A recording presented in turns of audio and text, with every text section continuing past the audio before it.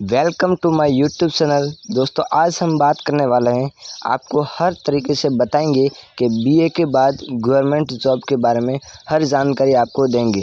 दोस्तों आप बैठे बैठे पैसे कमा लेंगे, मगर हम आपको अब कोई सोचने की बात नहीं है। अब हम आपको पूरी तरह से बताएंगे कि कौन कौन सी जॉब आपके लिए फ़ायदेमंद रहेगी। दोस्तों बात करते हैं जॉब नंबर 1 की।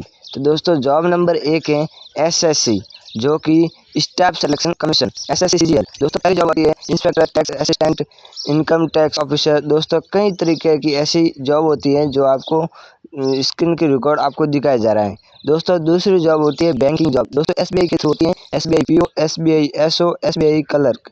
दोस्तों बात करते हैं तीसरी जॉब की। दोस्तों तीसरी जॉब के बारे में हम बताएंगे, उससे पहले कि आप हमारे यूट्यूब चैनल को सब्सक्राइब कीजिए। दोस्तों ये सबसे स्टेट लेवल की जॉब होती है, जो कि यूपीएससी एसएससी।